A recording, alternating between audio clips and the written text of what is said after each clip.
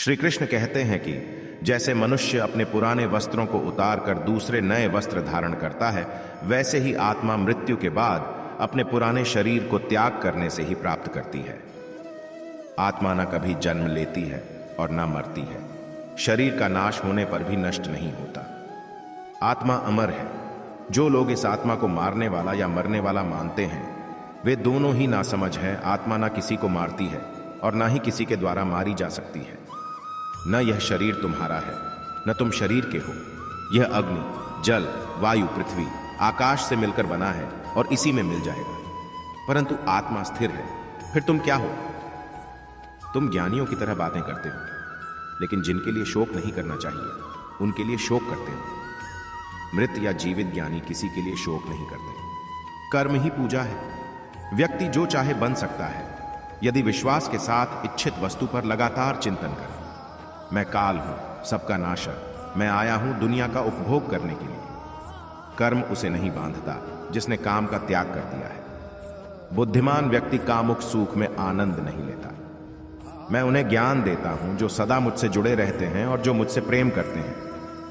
अप्राकृतिक कर्म बहुत तनाव पैदा करता है। अपने अनिवार्य कार्य करो, क्योंकि वास्तव में कार्य करना निष्क्रिया से बेहतर है। श्री कृष्ण कहते हैं कि मैं सभी प्राणियों की हृदय में विद्यमान हूं। निर्माण केवल पहले से मौजूद चीजों का प्रक्षेपण है। बुरे कर्म करने वाले, सबसे नीच व्यक्ति जो राक्षसी प्रवृत्तियों से जुड़े हुए हैं और उनकी बुद्धि माया ने हर ली है, वह मेरी पूजा या मुझे पाने का प्रयास नहीं करते। मैं ऊष्मा देता हूं, मैं वर्षा करता हूं, मैं वर्षा रोकता भी हूं, मैं अमृतव भी हूं और मृत्यु भी मैं ही हूं। जो इस लोक में अपने काम की सफलता की कामना रखते हैं, वे देवताओं की पूजा करें। शांति से भी दुखों का अंत हो जाता है और शांत चित्त मनुष्य की बुद्धि शीघ्र ही स्थिर होकर परमात्मा से युक्त हो जाती है। क्यों व्यर्थ की चिंता करते हो? किससे व्यर्थ में डरते हो?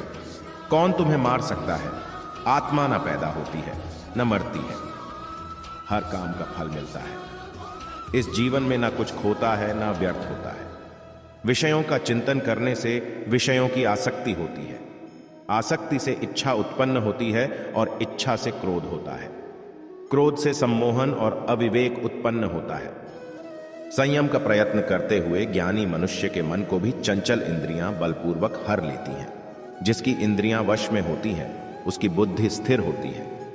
जो भी मनुष्य अपने जीवन आध्यात्मिक ज्ञान के चरणों के लिए दृढ़ संकल्प में स्थिर है, वह सामान्य रूप से संकटों के आक्रमण को सहन कर सकते हैं और निश्चित रूप से खुशियां और मुक्ति पाने के पात्र हैं।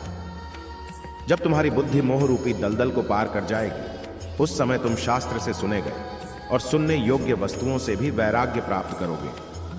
केवल कर्म करना ही मनुष्य के वश में है, कर्म फल नहीं। इसलिए तुम कर्म फल की आसक्ति में ना फंसो तथा कर्म का त्याग भी ना करो। तुम्हारा क्या गया जो तुम रोते हो? तुम क्या लाए थे जो तुमने खो दिया? तुमने क्या पैदा किया था जो नाश हो गया? न तुम कुछ लेकर आए। जो लिया यही से लिया, जो दिया यही पर दिया, जो लिया इसी ईश्वर से लिया, जो दिया इसी को दिया। जो मन को नियंत्रित नहीं करते, उनके लिए यह शत्रु के समान कार्य करता है। खाली हाथ आए और खाली हाथ वापस चले। जो आज तुम्हारा है, कल और किसी का या परसों किसी और का होगा। तुम इसे अपना समझकर मग्न हो रहे हो। सुख, दुख, लाभ, हानि और जीत, हार की चिंता ना करके मनुष्य को अपनी शक्ति के अनुसार कर्तव्य कर्म करना चाहिए। ऐसे भाव से कर्म करने पर मनुष्य को पाप नहीं लगता। जो हुआ वह अच्छा हुआ, जो हो रहा है वह अच्छा हो रहा है, जो होगा वह भी अच्छा ही होगा। तुम भूत का पश्चाताप न करो, भविष्य की चिंता न करो। वर्तमान चल रहा है। क्रोध से भ्रम पैदा होता है, भ्रम से बुद्धि व्यग्र होती है। जब बुद्धि व्यग्र होती है तब तर्क नष्ट हो जाता है। जब तर्क नष्ट होता है तब व्यक्ति का पतन हो जाता है। सम्मानित व्यक्ति के लिए अपमान मृत्यु से भी बढ़कर है। सभी प्राणी जन्म से पहले अप्रकट थे और मृत्यु के बाद फिर अप्रकट हो जाएंगे, लेकिन जन्म और मृत्यु के बीच प्रकट दिखते हैं। फिर इसमें सोचने की क्या बात है? परिवर्तन संसार का नियम है। जिसे तुम मृत्यु समझते हो वही तो जीवन है। एक क्षण में तुम करोड़ों के स्वामी बन जाते हो, दूसरे चरण में तुम दरिद्र हो जाते हो। शस्त्र आत्मा को काट नहीं सकते, अग्नि इसको जला नहीं सकती, जल इसको गीला नहीं कर सकता और वायु इसे सूखा नहीं सकती। जब वे अपने कार्य में आनंद खोज लेते हैं तब वे पूर्णता प्राप्त करते हैं। इंद्रियों की दुनिया में कल्पना सुखों की शुरुआत है और अंत भी, जो दुख को जन्म देता है। कर्म योग वास्तव में एक परम रहस्य है। कर्म मुझे बांधता नहीं, क्योंकि मुझे कर्म के प्रतिफल की कोई इच्छा नहीं। करुणा द्वारा निर्देशित सभी कार्य ध्यान से करो। सदैव संदेह करने वाले व्यक्ति के लिए प्रसन्नता न इस लोक में है, ना ही कहीं और। किसी और का काम पूर्णता करने से कहीं अच्छा है कि अपना करे, भले ही उसे अपूर्णता का साथ करना पड़े। हर व्यक्ति का विश्वास उसकी प्रकृति के अनुसार होता है। जो ज्ञान और कर्म को एक रूप में देखता है वही सही मायने में देखता है। जो चीज हमारे हाथ में नहीं है उनके विषय में चिंता करके कोई फायदा नहीं है। जो कार्य में निष्क्रियता और निष्क्रियता में कार्य देखता है वह एक बुद्धिमान व्यक्ति है। यदि कोई बड़े से बड़ा दुराचारी भी अनन्य भक्ति भाव से मुझे भजता है तो उसे भी साधु ही मानना चाहिए और वह शीघ्र ही धर्मात्मा हो जाता है तथा परम शांति को प्राप्त होता है। जैसे प्रज्वलित अग्नि लकड़ी को जला देती है, वैसे ही ज्ञान रूपी अग्नि कर्म के सारे बंधनों को नष्ट कर देती है। अपने आप जो कुछ भी प्राप्त हो उसमें संतुष्ट रहने वाला, ईर्ष्या से रहित, सफलता और असफलता में संभाव वाला कर्म योगी कर्म करता हुआ भी कर्म के बंधनों में नहीं बंधता है। जो आशा रहित है, जिसके मन और इंद्रियां वश में है, जिसने सब प्रकार के स्वामित्व का परित्याग कर दिया है, ऐसा मनुष्य शरीर से कर्म करते हुए भी पाप को प्राप्त नहीं होता। काम, क्रोध और लोभ यह चीजों को नरक की ओर ले जाने वाले 3 द्वार हैं।